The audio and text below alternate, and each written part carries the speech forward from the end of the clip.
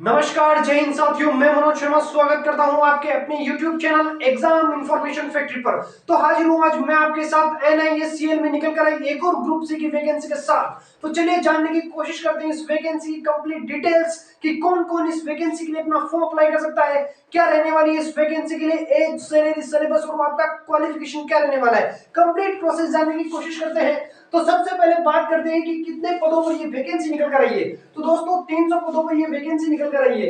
NISCL जो कि government of India के अंतर्गत आता है, national India assurance company limited, इसके ऊपर असिस्टेंट की ग्रुप सी की वैकेंसी निकल कर आई है। तो दोस्तों टोटल पोस्ट इसके लिए 300 है और इसका शॉर्ट नोटिस जारी हो चुका है।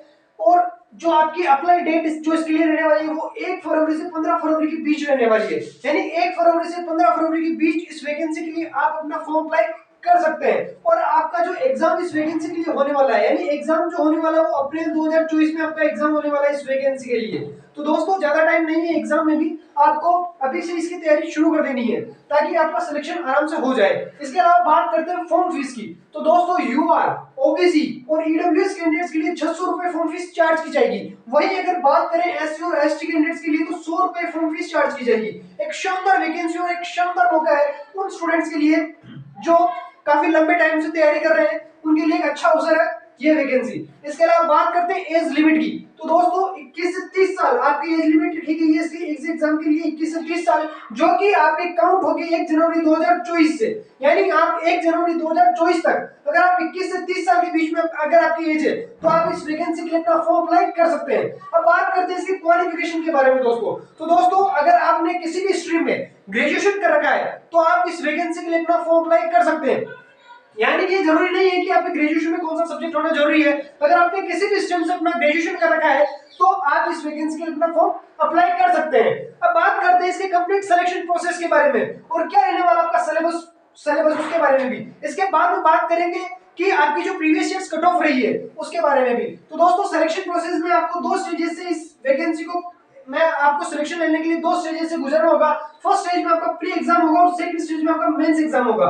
यानी अगर आप इन 2 स्टेजेस को क्लियर कर लेते हो तो आपका सिलेक्शन इस वैकेंसी के लिए हो जाएगा, जो कि एक शानदार वैकेंसी है, असिस्टेंट की वैकेंसी।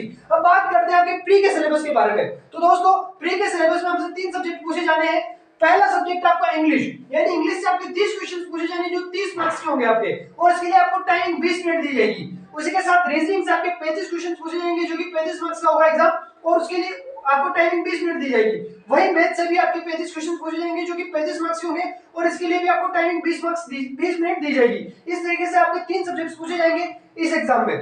तो प्री जो एग्जाम जब आप क्वालिफाई कर लेते हो, प्री सिर्फ क्वालिफाइंग नेचर का है, यानी प्री का एग्जाम सिर्फ आपको क्वालिफाई करना है। इसकी जो कट ऑफ है, इसके जो मार्क्स है वो आपके फाइनल मेरिट में नहीं जुड़ने वाले हैं। तो जब आप प्री जो कि सिर्फ और सिर्फ क्वालिफाइंग नेचर का है, जब आप अपना प्री एग्जाम क्लियर कर लेते हो तो दोस्तों उसके बाद आपका मेंस एग्जाम कंडक्ट करवाया जाता है। तो मेंस एग्जाम में आपको कौन कौन से सब्जेक्ट्स पढ़ने होंगे। तो दोस्तों मेंस एग्जाम में आपको 5 सब्जेक्ट्स पढ़ने होंगे। यानी आपको रीजनिंग से आपको 40 क्वेश्चन जो कि 50 मार्क्स के होंगे, इंग्लिश से आपको 40 क्वेश्चन यानी 50 मार्क्स के होंगे, जीए यानी जनरल अवेयरनेस से भी आपको 40 क्वेश्चन देखने को मिलेंगे जो कि आपके 50 मार्क्स के होंगे। इसी के अलावा बात करते हैं कंप्यूटर की। तो दोस्तों कंप्यूटर से भी 40 मार्क्स होंगे जो कि आपके 50 मार्क्स के होंगे। इसके अलावा न्यूमेरिकल एप्टीट्यूड यानी मैथ से भी आपके 40 क्वेश्चन देखने को मिलेंगे जो कि 50 मार्क्स के होंगे। इस तरीके से दोस्तों आपको एग्जाम में टोटल 200 क्वेश्चन देखने को मिलेंगे। 200 क्वेश्चन आपके 250 मार्क्स के होंगे, और ये 250 मार्क्स ही आपकी कट ऑफ डिसाइड करने वाले फाइनल कट ऑफ, यानी जो आपकी फाइनल मेरिट बनेगी वो ये 250 मार्क्स के आधार पर बनेगी, इसी मेंस एग्जाम के आधार पर बनेगी। और आपको इन 200 क्वेश्चन को सॉल्व करने के लिए आपको टाइमिंग 2 घंटे दी जाएगी। यानी आपको 2 घंटे में 200 क्वेश्चंस को सॉल्व करना है, और इसके लिए आपका जो मार्क्स है मेंस का वो 250 है। 250 मार्क्स से आपकी फाइनल कट ऑफ बनने वाली है। दोस्तों बात कर लेते हैं कि प्रीवियस ईयर्स कट ऑफ क्या रही थी।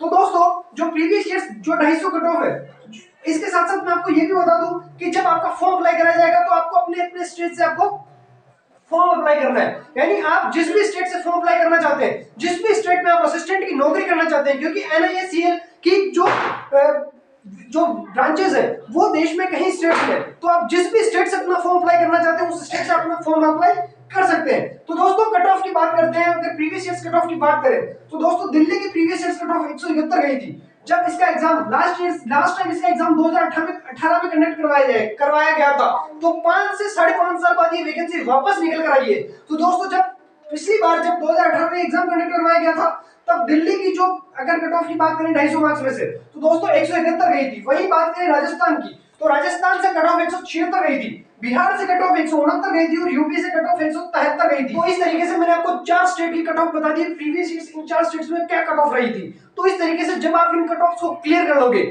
तो उसके बाद आपने जिस भी स्टेट से अपना फॉर्म भरा है, यानी अगर आपने गुजरात से अपना फॉर्म भरा है तो आपकी गुजराती लैंग्वेज की एक टेस्ट होगा, एक छोटा सा टेस्ट होगा जिसमें आपको गुजराती पढ़ाई जाएगी और उसका ट्रांसलेट करके आपको बताना है। तो इस तरीके से ताकि आपको ये नॉलेज हो कि आप जिस स्टेट से अपना फॉर्म अप्लाई कर रहे हो उस स्टेट की नॉलेज, उस स्टेट की लैंग्वेज की नॉलेज आपको होनी चाहिए। तो इस तरीके से एक छोटा सा लैंग्वेज टेस्ट होगा जो कि बिल्कुल आराम से आप क्लियर कर लोगे अगर आप उस स्टेट की लैंग्वेज अगर आराम से जानते हो तो। मान लीजिए कि अगर आपने अपना फॉर्म यूपी से भरा है तो आपको यूपी यानी अगर यूपी की जो लैंग्वेज है यानी हिंदी, तो हिंदी आपको पढ़ाई जाएगी आराम से, तो हिंदी तो सभी को आती है। तो इस तरीके से ये एग्जाम दो स्टेजेस में कंडक्ट होगा, प्री और मेंस, और मेंस के आधार पर आपकी फाइनल कट ऑफ बन जाएगी। अब बात करते हैं जब आपका सिलेक्शन हो जाएगा असिस्टेंट के पद पर इस वैकेंसी के थ्रू, तो दोस्तों आपकी salary in hand salary first hand जो सैलरी है फर्स्ट में इन हैंड सैलरी वो क्या रहने वाली है। तो दोस्तों आपकी जो सैलरी है वो 37,000 से 38,000 के बीच आपकी सैलरी रहने वाली है।